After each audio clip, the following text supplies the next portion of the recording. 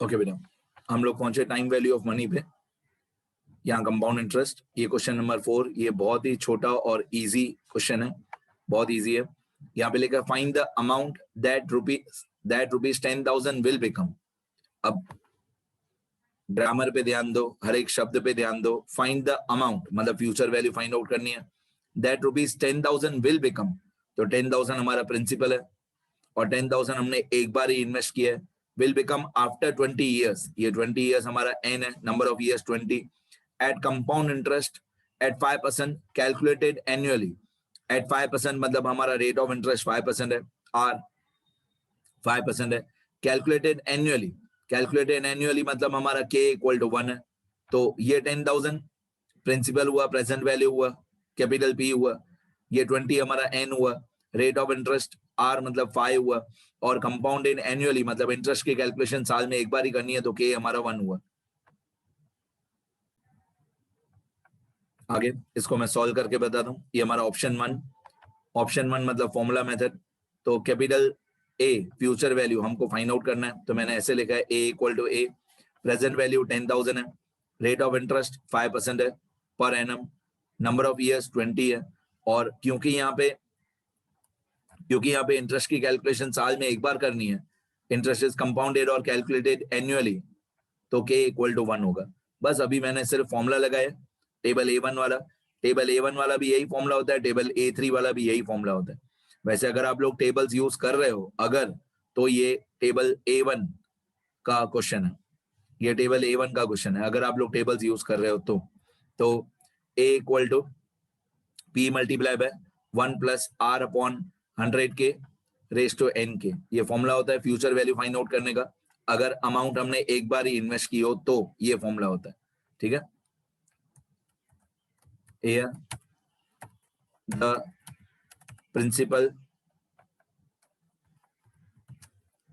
principal is invested only once। यहाँ पे हम लोगों ने पैसा सिर्फ एक बार ही इन्वेस्ट किया है, तो A equal to P multiply by 1 plus R upon 100 के रेस टू n के। बस अभी खाली वैल्यूज पुटअप करनी है, कुछ सिखाने जैसा है नहीं। हम लोगों ने डिपॉजिट कितने किए पैसे, 10,000 रुपीज। हमने 10,000 रुपीज डिपॉजिट किए तो हमारा प्रिंसिपल हुआ। A फाइंड आउट करना बाकी है। A equal to P 10,000 multiply by, ये 1 सेम रहेगा, प्लस R हमारा 5% था रेट ऑफ इंटरेस्ट, ये रहा ऊपर पहली लाइन में आपको दिख रहा है, ये R हमारा 5% था, 5 अपॉन 100 इंटू k हमारा 1 था, मल्टीप्लाई बाय n के, तो n था हमारा number of years 20 multiply by k 1 था, k की वैल्यू 1 थी, तो 20 मल्टीप्लाई बाय 1। अब सिर्फ ये 100 मल्टीप्लाई बाय 1 किया है, 100 इंटू 100, और ये 20 इंटू 120, 20 इंटू 120, बाकी सब कुछ सेम कॉपी किया हुआ है। फिर बहुत धीरे धीरे सॉल्व किया हुआ है। 5 डिवाइडेड बाय 100 0.05 होता है, बाकी सब कुछ सेम। फिर 1 प्लस 0.05, 1 प्लस 0.05, तो 1 प्लस 0.05 ये होता है 1.05, बाकी सब सेम। फिर 1.05 रेस टू 20 किया हुआ है, 1.05 रेस टू 20 मैं बहुत बार आपको बताते रहता हूँ, 1.05 रेस टू 20 करना है तो on a simple calculator, on a simple calci, पहले आप लिखोगे 1.05, फिर आप लिखोगे मल्टीप्लाई, फिर आप लिखोगे equal to 1.05 multiply equal to, then आप 18 टाइम्स इक्वल टू बटन को प्रेस करोगे, 18 टाइम्स इक्वल टू बटन आप प्रेस करोगे, तो 1.05 मल्टीप्लाई बाय इक्वल टू, फिर 18 टाइम्स और इक्वल टू, क्योंकि जब आपने 1.05 मल्टीप्लाई इक्वल टू किया तो 2 पावर हो गया, 1.05 मल्टीप्लाई इक्वल टू कैलसी पे तो 2 पावर हो गया, हमको चाहिए 20 पावर, 20 पावर में से 2 पावर हो गया, बाकी 18 टाइम्स इक्वल टू 18 टाइम्स आप कैलसी पे प्रेस करोगे तो आपका ये आंसर आ जाएगा 2.6533। फिर 10,000 मल्टीप्लाई बाय 2.6533, तो आपका आंसर आ जाएगा 26,533। ठीक है, मैं इसी क्वेश्चन को टेबल फॉर्मेट से यूज करके भी बता देता हूं कि अगर हमको टेबल यूज करने हो तो ये क्वेश्चन कैसे सॉल्व होगा। बेटा यही क्वेश्चन मैं आप लोगों को सेकंड ऑप्शन से भी बता रहा हूँ। सेकंड ऑप्शन मतलब आप टेबल A1 यूज करके भी ये क्वेश्चन सॉल्व कर सकते हो, क्योंकि प्रेजेंट वैल्यू दिया हुआ है 10,000 हमको, ये प्रेजेंट वैल्यू हमको दिया हुआ है 10,000, तो जब प्रेजेंट वैल्यू में से फ्यूचर वैल्यू फाइंड आउट करनी हो और principal is invested only once, दिमाग लगाओ, प्रेजेंट वैल्यू दिया हुआ और फ्यूचर वैल्यू फाइंड आउट करना हो और पैसे हमने सिर्फ एक बार ही इन्वेस्ट किए हो, तब टेबल A1 यूज होता है। तो ये हमारा second option, using annuity tables A1।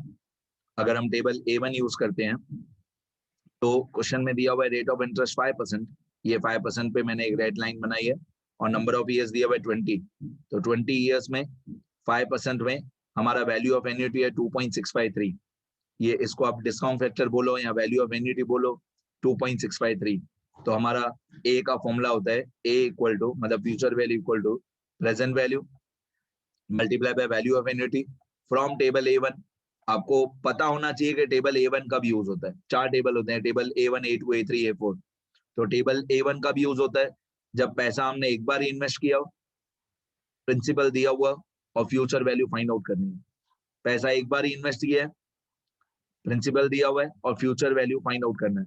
तो मैंने रेट ऑफ इंटरेस्ट 5% में, नंबर ऑफ ईयर्स 20 में, मैंने देखा वैल्यू ऑफ एन्युटी था 2.653, तो मैंने प्रेजेंट वैल्यू को, प्रिंसिपल को 10,000 को मल्टीप्लाई बाय 2.653 कर दिया, तो मेरा आंसर आ गया 26,530 रुपीज। ठीक है, बस इस बात का ध्यान रखना कि हमेशा P छोटा होना चाहिए और हमेशा A बड़ा होना चाहिए। अब ये हमारा टेबल फॉर्मेट से टेबल A1 यूज करके हमारा आंसर आ रहा है 26,530 और फॉर्मूला वाले मेथड से हमारा आंसर कितना आया था 26,533, टेबल मेथड से 26,530, तो दोनों राइट है। ठीक है, सिर्फ 3 रुपए का फर्क है, बट ये फॉर्मूला वाला जो आंसर है ये ज्यादा सही है, 26,533, ये ज्यादा परफेक्ट है। ठीक है, तो फिर भी आप लोगों को जो ऑप्शन अच्छा लगे, और सेकंड ऑप्शन जो ये टेबल वाला, टेबल A1 वाला जो ऑप्शन है, ये तो आप तभी यूज कर सकते हो जब टेबल्स भी हो, जैसे मैं बार बार बता रहा हूँ। और इसलिए मेरा फेवरेट ये फॉर्मूला मेथड है, फॉर्मूला ही यूज करना हमेशा, तो कोई टेबल लेवल पे आप डिपेंडेंट नहीं रहोगे। ये क्वेश्चन 4 था हमारा। मैं एक बार स्क्रॉल कर देता हूँ, कुछ भी सीखना हो कोई भी चैप्टर, ये मेरा नंबर है बेटा।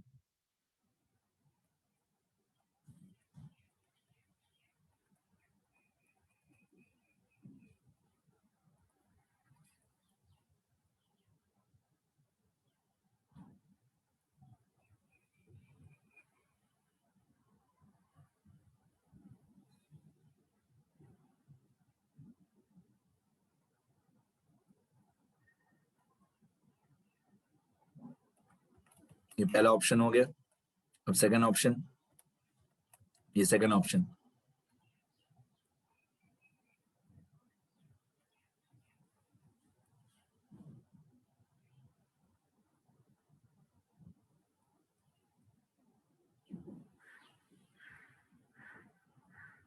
ठीक है, इतना लिखो अच्छी तरह, लिखो बेटा अच्छी तरह।